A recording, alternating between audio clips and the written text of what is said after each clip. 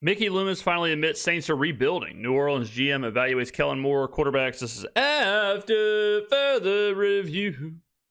Matt Moscona. Okay, so interesting headline. I'm interested to see which direction this goes. I don't know who was still waiting to hear that this is a rebuild. I'm not sure who was still wondering if this is a rebuild.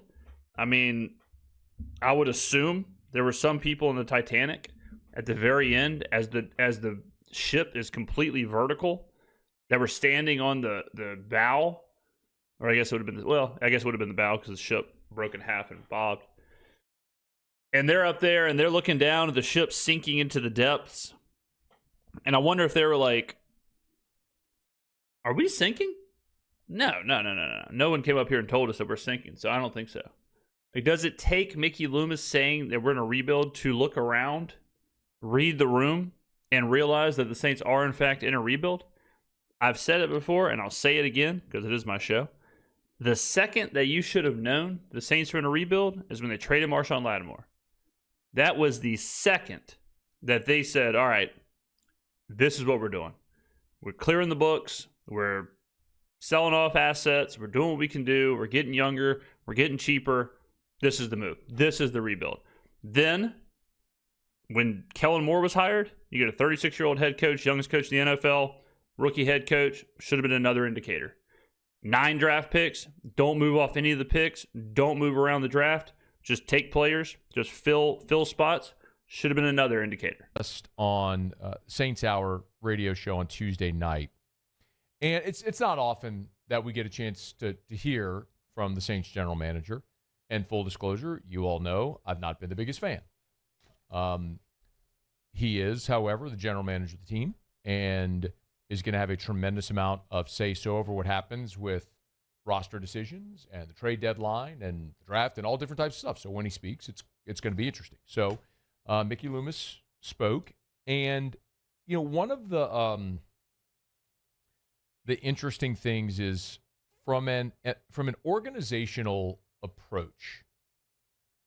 The thing that they have consistently said is they're in win now mode. Now that phrasing, I'm choosing that phrasing, but the same, and it's clear, as I always say, actions speak louder than words. It's clear through their actions in the last, certainly the last half decade, at the end of Payton, Brees, through Dennis Allen, that they were not in a hurry to rebuild. This. I mean, I've talked about this so much. Like I have so many of these master classes explaining this. All right, let's go back real quick. I'm gonna try and make this brief. All right. Think about the Saints. Okay. Go all the way back to Payton and Brees arriving and all that stuff. The Saints explode. Okay, they become a feel-good story that then becomes a legitimate story. Okay, they win a Super Bowl, all of that. Then after that, things cool off. A lot of the major players and a lot of the core players that were involved in that early window, they either retire or they just fall off or whatever.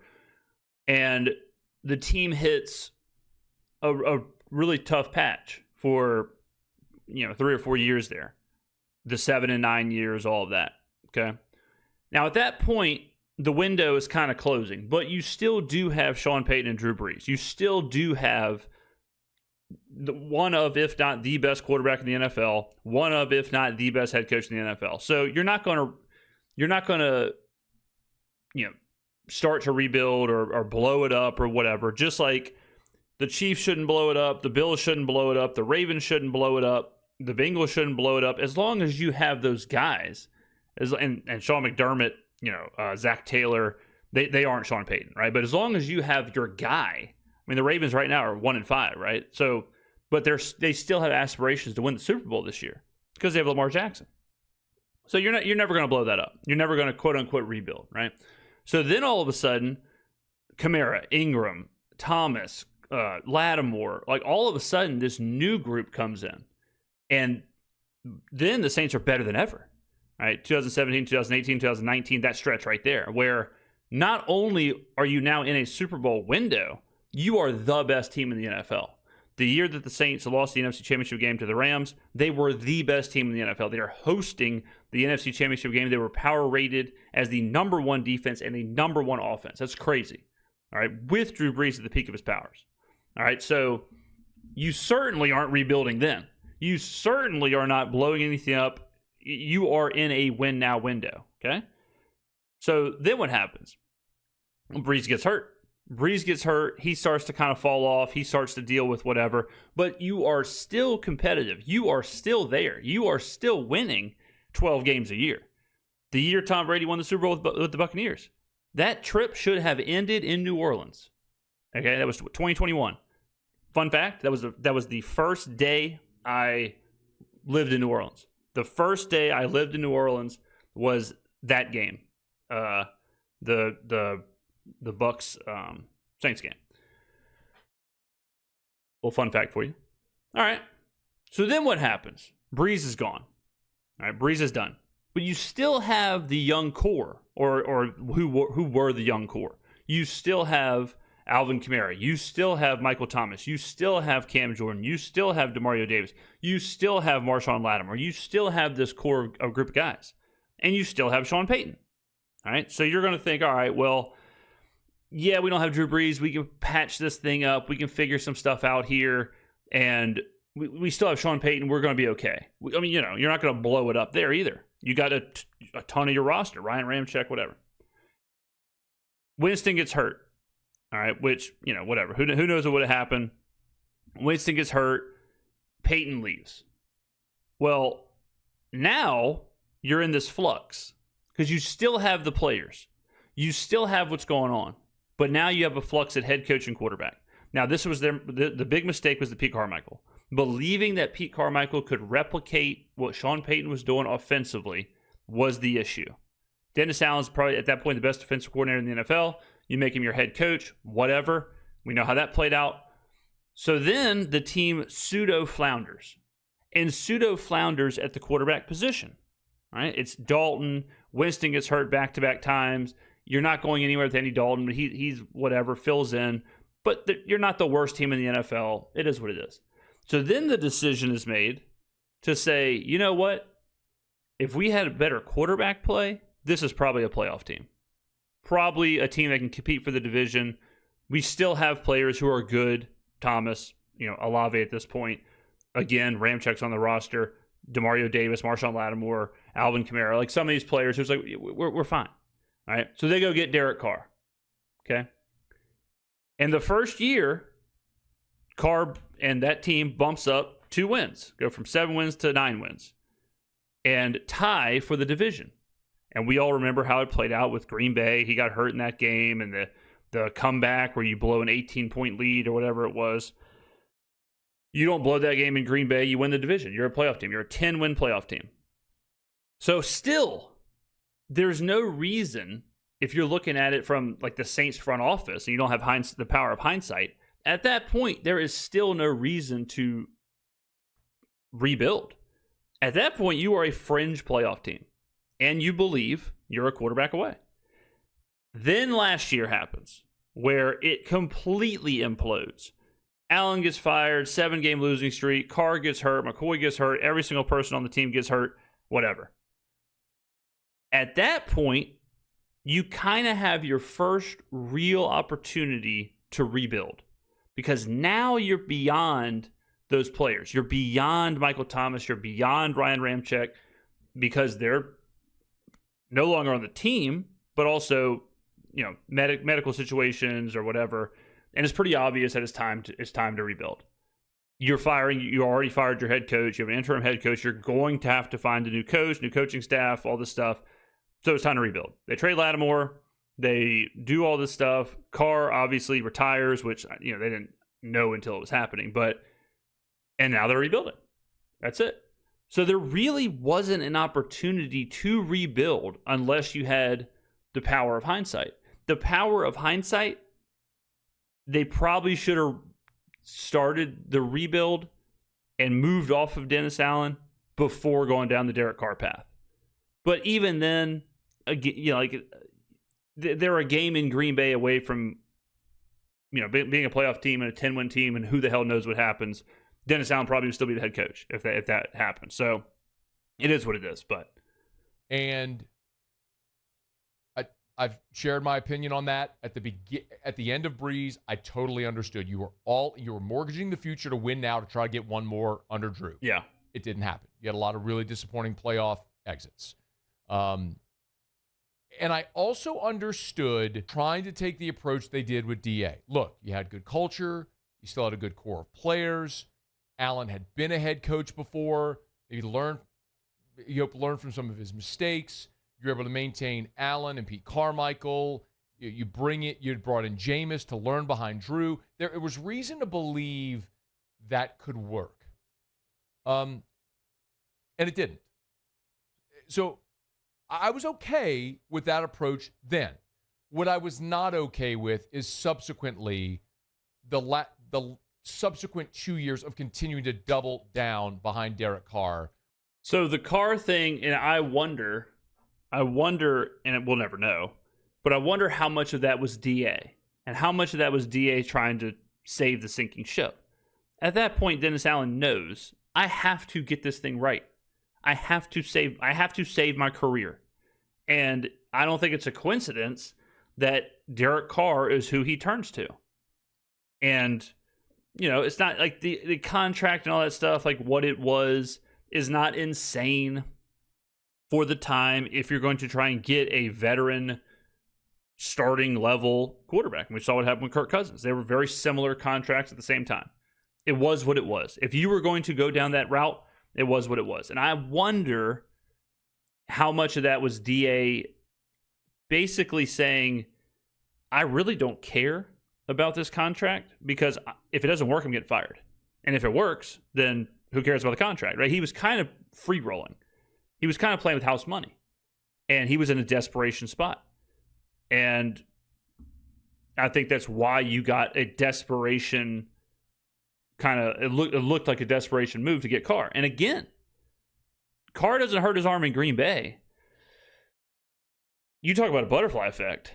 If he doesn't hurt his arm in Green Bay and the Saints don't lose that game, they are 10 wins. They win the division. They're the NFC South champions. They're hosting a playoff game. More than likely, that buys everybody more time. That buys everyone more time, including Carmichael, going into that second season. So more than likely, we don't see Clint Kubiak. More than likely, Allen's given another year. He's not fired in the second year of Carr. Carr is looked at completely differently going into the second season. And who the hell knows what happens? I mean, really, it would be a completely different situation just from having that playoff win, whatever. So, yeah, hindsight, you probably fire Allen there, and then you just restart the whole thing. You do your coaching search there, you start rebuilding there, whatever. But that's really hindsight. It's hard in the moment to say that's what you should have done. When you were clearly an aging, eroding roster, your cap was a mess. You were nowhere near competing. Well, that part's not true. So that part is the part that's not true. Is that they did feel like they were pretty close to competing. And they felt like, look, if we didn't have to keep rotating between Andy Dalton and Jameis Winston and Trevor Siemian and Taysom Hill and whoever else in this, in the post-Brees kind of world, if we didn't have to rotate between them, we'd be okay. That was the argument, was that we're not that bad even with this rotating door of quarterback. If we can just get a Kirk Cousins, a Derek Carr, a whoever, this team probably is good enough to be a playoff team. And again, they were not fully wrong because Derek Carr and that year, which was a whatever, I mean, they weren't great. They were not good. That offense certainly wasn't good. The offense was as whatever as it gets. Pete Carmichael was lost. And they tied for the division. So they weren't, to believe that they were not that far away, they were kind of right that they weren't that far away. And then all hell broke loose the following year. But they were spending and behaving like they were. And I think that only set them further back, which makes Kellen Moore's job now even more difficult. But it was interesting because on the show, Mickey Loomis acknowledged, for the first time that I've heard him acknowledge it anyway, that, yeah, they're in a rebuild. Well, first of all, it's hard to get by the record, right? Particularly if you're a fan, you have a lot of passion about your club, then being 1-6 isn't very much fun. It's not very much fun for us either. And I would say we didn't expect to be 1-6, but we also recognize that in a lot of ways this was going to be a development year, playing a lot of young players. We got a new coaching staff, trying to identify and develop a quarterback. So there's been a lot of good things, but again, it's hard to look past the results, like I said, especially if you're a fan of the New Orleans Saints. Yeah. I mean, and look past the results is kind of that's a very polarizing statement. And I know Matt's about to talk about that because he hates that statement. I do kind of think most of the time you do have to look past the results, especially in this situation. Especially when you are rebuilding and it is a rookie head coach and you're trying to figure things out and you're trying to determine what the future looks like. You do kind of have to look past just the box score or not the box score, but just the final score, just the win/loss. I still right now, I see people who are like, the only thing that matters is that W or that L. And recently I was having a conversation about Michael Penix. And I was like, Atlanta probably needs to take a look at this. And people were like, no, it doesn't matter because we're still getting W's. And it's like, well, I mean, that you could be getting more W's, or the context, or just like, the actual. It's almost like a human being. Like, you can look healthy, but you can have a lot going wrong internally. You shouldn't not do blood work just because your physical appearance is good. You need to know what's going on under the hood. Arguably, it's more important what's going on under the hood than what it looks like just from a physical appearance, right? And so, and that goes with everything. Like, that goes with anything and everything. If you just look at the outside, if you just look at the, the most shallow part of it, how are you ever supposed to know what's really happening? Did you just hear Mickey say it's hard to look past it? Did I hear that right? It's hard to look past the results? That's what he said. Yeah. Do you have the look past the results? One of the things that good organizations do, man, you look beyond the results. That's I think that's Boy, true. I tell you, when your own words bite you in the ass, it has really got to sting a little bit. I think it's pretty obvious too. He's saying like it's hard to take that advice, but you still have to take that advice. Which, again, I agree with. It is very difficult to sit up here and say 1-6 sucks, and I know that's hard. It's hard to look past the results, but you do kind of have to look at beyond 1-6. You do have to kind of look at that next level of things. Good organization. I don't want to get derailed here. I don't want to get derailed, but I got to get derailed here for just a second. So remember when angry, bald, red-faced, screaming Italian guys on the radio were calling you out for how bad you were at your job, you said this. One of the things that good organizations do, man, you look beyond the results. You look beyond good organizations look beyond the results. And then on Tuesday night, Mickey said this. Again, it's hard to lolook past the results. And this is just like a fundamental misunderstanding of what he's saying, I think. I don't even think this is like very difficult. I think it's pretty obvious that he's saying, I know it's hard to look past the results, but like he's not saying to not look past. Like, I don't know. I think this one just a bit of a fundamental misunderstanding. But that's what good organizations do, right, Mick? Your words, not mine. Okay. I'll get it back on track. Now he has, and we're, this is semantics, but Matt has now, don't look at me like that, Matt.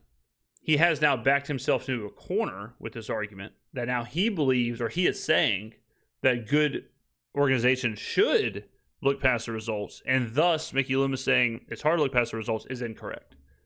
So now he's kind of flipped himself on that street, because now he has to either, because of the miscommunication, he now has to either agree with Mickey Loomis that it's hard to look past the results, or he has to agree with me and in the past, Mickey Loomis, that good organizations do look past the results. Something he has vehemently denied. Get it back on track. All right. We're not going to look past the results. You're 1-6. But he said there's two things. You had a young coaching staff and you're trying to develop a quarterback. Okay. Also, so that's from Loomis. The day Kellen Moore was hired and introduced as the Saints head coach, he was asked if he felt this team was close to competing. That was one of the attractive pieces of this is, I think this is a talented roster. We played here week 3. We took it down to a minute left to finally score a touchdown when I was in Philadelphia. It was a really challenging game. And so throughout this season, you've seen it. Obviously, injuries were a challenge this year, and those things sometimes are challenging and uncontrollable circumstances. And so we recognize there's so much good going on here. We want to embrace the good, don't lose any of the good while building this thing the right way. Okay. Maybe a little more optimistic than he needed to be, but you can understand also introductory press conference optimism abounds and all that stuff. I mean, what is he going to say? Like, what do you want Kellen to say there? But again, the two things really that Mickey focused on in that comment were young coaching staff and developing a quarterback. Let's start with the follow-up on the young coaching staff. I definitely think the right coach is in the building. Absolutely. Agreed. I love the staff. I love the things that they do behind the scenes. I love the deep thinking, the intelligence of the group. I love the way that they're approaching each week. Look, we're trying to get better incrementally and not take steps back. I got asked earlier today what I think about the job Kellen Moore has done so far. Very good. Very good. Small things here and there for sure. Questions, no doubt about it. Rookie head coach. There's going to be some good and some bad. Overall, good. Overall, I feel great about it. I love how they think about everything. I like the process.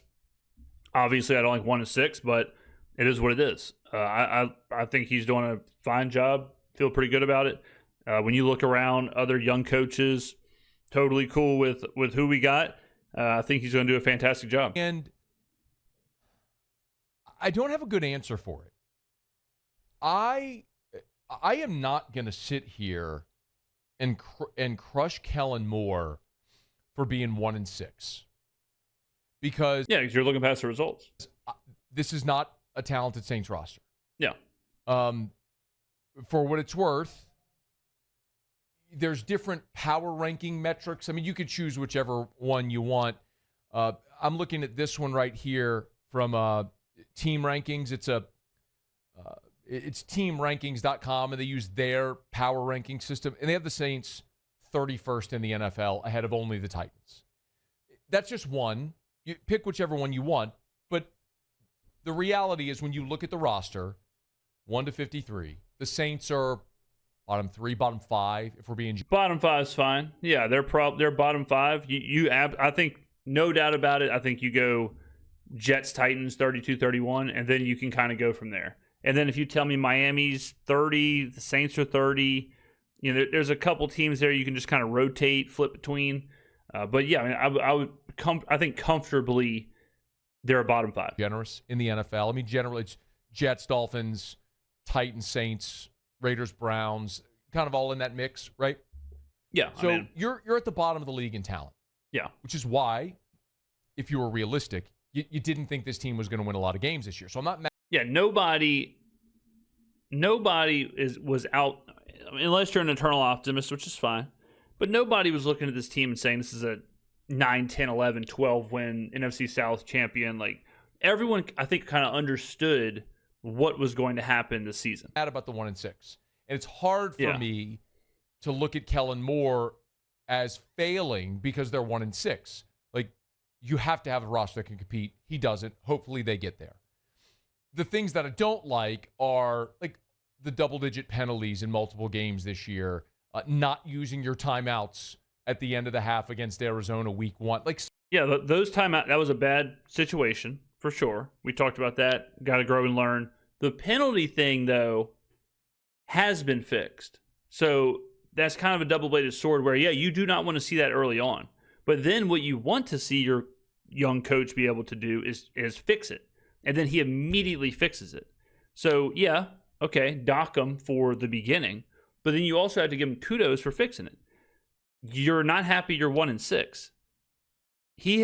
And you may not think Spencer Rattler is long-term or whatever.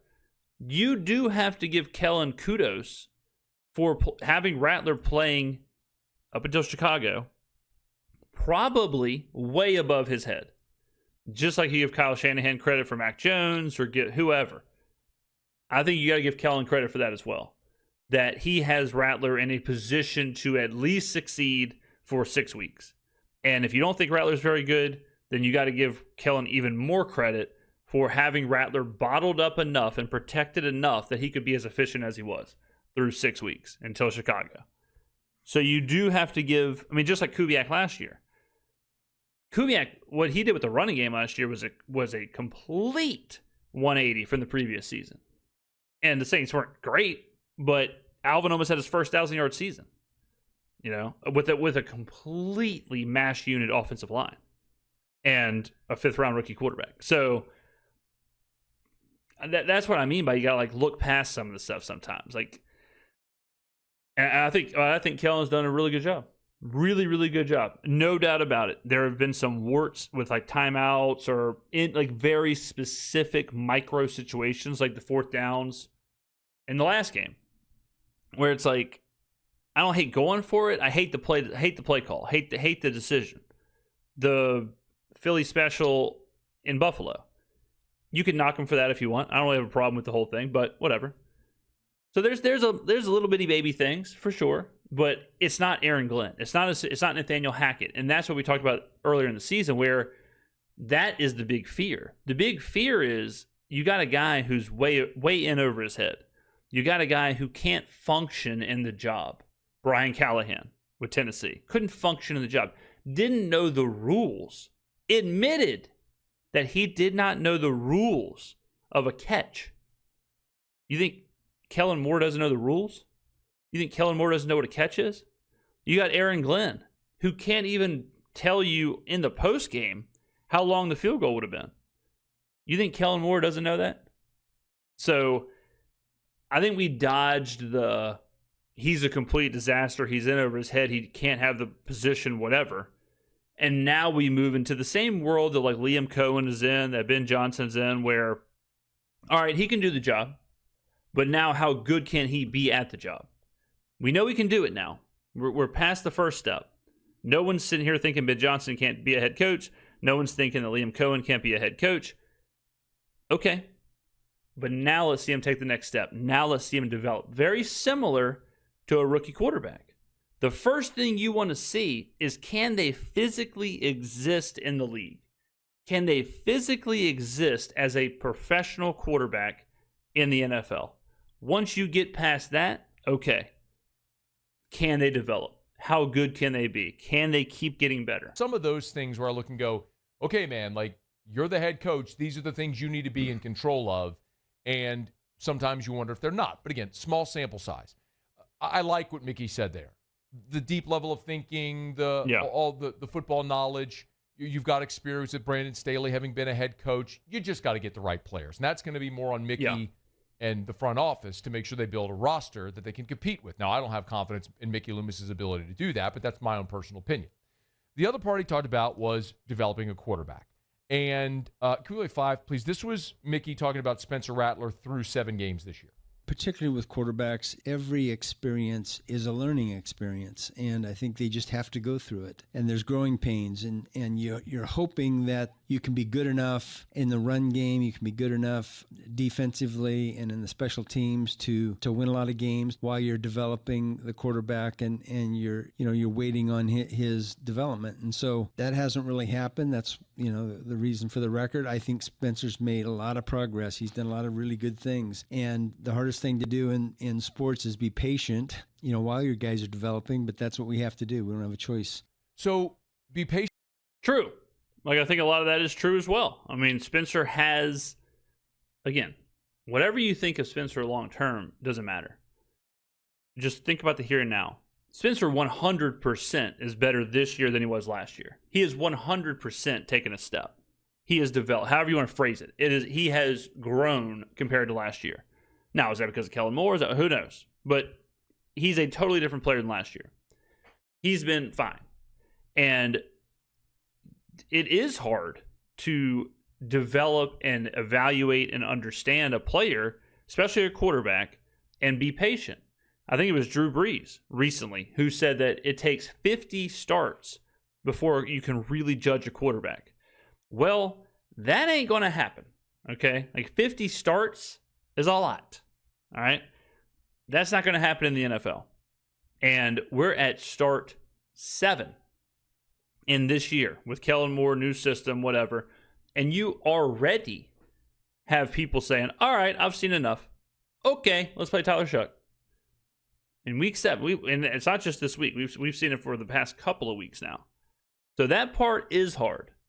That part is very hard, is to have that patience to see. I mean, it's not even just the quarterbacks. How many people, raise your hand if you want to, you don't have to. How many people in here after the Patriots game were saying, all right, trade Chris Olave. Cut him. Release him. How many people have said, release Juwan Johnson? Just straight up bench these guys. So it's not just the quarterbacks. But patience is a difficult thing in sports. While the guys are developing, and guys, that's plural, where you're talking about Rattler and Shough. So as a follow-up to Rattler, here's Loomis on Tyler Shough's development. You know, the things that, you know, the fans can't see is the daily practices, the things that happen, you know, each week during practice and obviously during training camp as well. There's a lot of things about Tyler that we really love. I think we've got 2 great prospects in our building, and you know, we'll see eventually how that shakes out, but it's just about development right now, and you know, I think that's going well. He's right in the sense that fans can't see it because Shough's not playing, we're not at practice, so it is hard to see those development pieces. Yeah, I mean, I use the example all the time, but when Trey Lance was in San Francisco, a lot of conversation was you have to see what you have in Trey Lance because he's only played, you know, however many snaps, or he's only thrown the ball 11 times in 2 years, whatever it was. And it's like, well, that's not really true. Yeah, in a game, but think about how many reps that they've seen. Think about how many hours they've spent with these guys. Think how many conversations they've had, and they're watching them nonstop and charting them nonstop, and you know, even just practice during the week. Like I'm filming this on a Friday. All this week, Tyler Shough has gotten reps and thrown the ball and had to do what he's got to do at practice. That stuff matters. And yeah, it's not the same as real NFL game, but that stuff is absolutely important and part of the decisions that are being made by the front office and the coaches. So because we don't see it, sight unseen, but these guys are getting a ton of work with the coaches and especially like to showcase what they can do. You know, my feeling on it has been eventually you're going to have to play Tyler Shough. Yeah, I'll tell you this right now. I've said this in my comments. At this point, it's not really an if. It's more of a when. I've been on record saying I think it's going to be in it or against Atlanta in the Dome. But, yeah, the question of, like, will we see Tyler Shough? Will he play? Right now, I would say, yeah, 100%. 100% he is, or 99.9%. I guess the only thing that could stop it would be if Spencer Rattler went nuts and the Saints went on a crazy winning streak. But if things stay relatively the same, I think we do see Tyler Shough at some point. And I'll reiterate this so there's no confusion. I'm not saying the Saints are 1-6 because of Spencer Rattler. I'm not saying that. I've said very consistently that I think Spencer Rattler has played efficient football. He hasn't necessarily elevated the team, obviously. He also hadn't gotten a lot of help from his playmakers. But he's also not the guy that's getting you beat. Now, the 4 turnovers this weekend was terrible. And if he consistently does that, he's going to lose his job. Yeah. But organizationally, you invested the 40th overall pick in Tyler Shough. You're going to have a top 5 pick in this coming draft. And you have to know if you're going to use that pick on a quarterback or if you're going to use that pick on another player that's going to help you win at another position.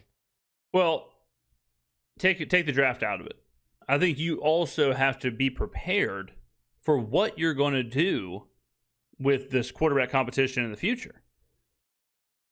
If you don't take a quarterback in the draft, which I don't think they should as of right now, if you don't take a quarterback in the draft, you are staring down Spencer Rattler versus Tyler Shough round 2 this offseason. If you bench Rattler and go to Shough, and Shough is competent, if Shough is just kind of efficient or kind of the same as Rattler, they're going to be in a quarterback competition again. And then what do? That, to me, that's the most dangerous part of this entire proposition, is that this is Apollo Creed and Rocky, where it's not really solved. You didn't really solve anything. You just have two of kind of the same, and you can kind of rotate at your will. But it kind of keeps everything in limbo, right? So even in that case, I think you got to play them and find out and see, even if it's for a game or 2 games or whatever. I think it'll be for when they go to him for the rest of the season, unless he's so bad they have to change. But this is a very unique problem. And I think if Tyler Shough didn't exist on this team, I think if they would have taken Will Johnson or whatever in the second round, I don't think anybody would be calling to bench Rattler. I think he'd be, kind of fine. But the combination of the unknown in Shough and the record has people who just want to see it. And I see a lot of comments that are like, bench Rattler, start Shough. Because why not? There's not even really a reason. It's just like, whatever. Like at this point, whatever. Do it. Who cares? What's it matter? There's not even like a real reason behind it. It's just to kind of do something. It's almost like you're just kind of bored. And I've used this example before. But sometimes people just shake the Etch-a-Sketch because they've seen the same picture for too long. Nothing wrong with the picture. They just want to see something new. And I think that's where a lot of Saints fans are with Tyler Shough and Spencer Rattler. Now, you certainly have some people who hate Rattler, love Shough, hate Shough, love Rattler, whatever, but I think there is a general boredom with the fan base when it comes to the offense or the quarterback position or whatever else. So, yeah, I think they will at some point turn to Shough, and then what they do beyond that, we'll have to wait and see how Shough plays. Well, the only way to know that is to look at Tyler Shough in game action. So unless if this team goes on a heater, you're going to have to play Shough eventually to see what. There is one more. There is one more wrinkle, and we're just kind of covering all of our bases here. But they could go full on, Patrick Mahomes, Aaron Rodgers, Jordan Love, whatever. They could go that route and say, you know what? We're going to go Spencer Rattler the entire season, and then we're turning it over to Shough. Which would be kind of crazy, but, we've seen it before. Where they say, we'll do this whole experience, we'll give Shough a full year of development, and then we're turning it over to Shough. And if that doesn't work, then we'll draft somebody or do something with the quarterback in 2027. That could be the line of thinking. I don't think it is. But just to cover all of our bases of all their options, that would be the third option of like literally exhausting all options. That would be the last of it. What you have. Again, I'm not anticipating, to be very clear, I don't think you're playing Tyler Shough and all of a sudden you're going to win 6 of 7. Yeah. It doesn't matter if it's Rattler or Shough. Yeah. Neither of these guys are helping this team win games. They're not good. Now, you have some winnable games on the back end. You got the Dolphins, and you got the Jets, and you got a couple of games against the Panthers. So there's some opportunities there that are more manageable than other going to Seattle or going to Buffalo, which, let's be realistic. But it just feels like at some point you're going to have to throw Shough into the deep end to see how he fares, to know if you're confident enough going into next year with these two guys, or if you're going to have to look elsewhere. And the one other thing that's certainly notable is here in a couple of weeks is the NFL trade deadline. So a year ago, the Saints were sellers. They traded Marshawn Lattimore. I doubt very seriously they're going to be buyers because you're not looking to add anybody. Yeah, you're not going to be a buyer. Make you better this year. You're already out of contention for everything. So what is the approach to the trade deadline? I don't know that we go in with any particular philosophy about the trade deadline. Here's what happens is that, the teams that aren't doing well, everybody presumes they're sellers. And the teams that are doing well, everyone presumes that they're buyers. Yeah. So, we obviously have been the subject of a lot of rumors. And I'm assuming, and we have gotten a few calls about different guys. And look, we'll look at each thing individually. We'll discuss it, but I don't think we're in the business of trading away good players unless the deals are just too good to refuse. Yeah, I think when you're looking at trades, I think you got to look at it from a couple of different areas. The first area is obviously what you are getting in return. How good is the deal? The second thing is the contract. Certain players, like Rashid Shaheed, if you do not plan on signing them, if you do not think they're going to be part of your long-term plan and they're not going to be on the roster or whatever, and you can get value for them, you do probably have to trade at that point. Now, someone like Chris Olave, you might say, yeah, we're going to sign him. Well, if he's part of your long-term process and you plan on signing him and you plan on extending him or whatever, then why would you trade him? He's a good young player. Is he a top 10 wide receiver? No. But he is absolutely somebody who you want in your wide receiver room. If you are trying to build your version of Emeka Egbuka and Chris Godwin and Mike Evans, like if you're trying to build that stable of wide receivers, you can't get rid of them all the time. So keeping Olave, drafting Jordan Tyson, whatever, all of a sudden, that's how you build up that position. And if I could make the decision, I would sign Olave and I would trade Rashid Shaheed. That's what I would do. And I'd go from there. Other players, I think Demario Davis is a pretty obvious candidate, especially for a team like San Francisco, who just had a horrible injury to their green dot on defense. Demario Davis is a guy who could absolutely slide in, take over that role, play for a winner, a team that makes sense for them to make the trade. He's an aging player, big contract on a team where you've got his replacement in the building, and Danny Stutzman. So it kind of makes sense. Like, all right, get cheaper, get younger, get some capital. All right, makes sense. So he's a guy who I think, if I was betting on who would be moved, I think Demario Davis makes the most sense. It's a decision they'll have to make. Do they have young cornerstone players they want to build around, or are there players that they're not confident they'll be able to re-sign, so you get an asset in place of a player you wouldn't re-sign anyway? I mean, like, this isn't the Saints, but like Miami. I think it makes perfect sense for Miami to trade Jalen Waddle. And I think it makes perfect sense for Buffalo to go trade for Jalen Waddle. You're a Miami team where you have $300 million baked into your quarterback. Your highest paid offensive playmaker is out for the year, potentially out for his career. You're probably going to fire your head coach. It's probably going to be a completely different system next year. You might as well offload Jalen Waddle because you're not just rebuilding your roster. You're rebuilding everything. You're rebuilding your coaches, your identity, your system, your scheme, your quarterback, your whatever. So, and Buffalo is a team that desperately needs a playmaker for Josh Allen. And I think if they're looking at Chris Olave and Jalen Waddle, I think they would go after Waddle. So that's what I would do if I was them as well. It'll be an interesting exercise because you have Olave and you have Shaheed and you have Alontae Taylor and you have Pete Werner and you have Carl Granderson. You've got players that are young players that have some trade value, but are they more valuable on your roster than whatever asset you would get for them? That's the type of decision Mickey Loomis and the staff will have to make as you approach the trade deadline here in a couple. Yeah, I mean, for example, like Chris Olave, like if you're doing like just a compare and contrast, like Chris Olave or the second round pick you would get from Buffalo. I was like, well, I would rather just have Olave. Like how good does that pick have to be to justify the trade? So now a second round pick from Buffalo for Rashid Shaheed, It's like, well, the long-term value of Shaheed, if you are not going to sign him, the long-term value is not really there at all. So then all of a sudden it becomes very valuable to get the second-round pick.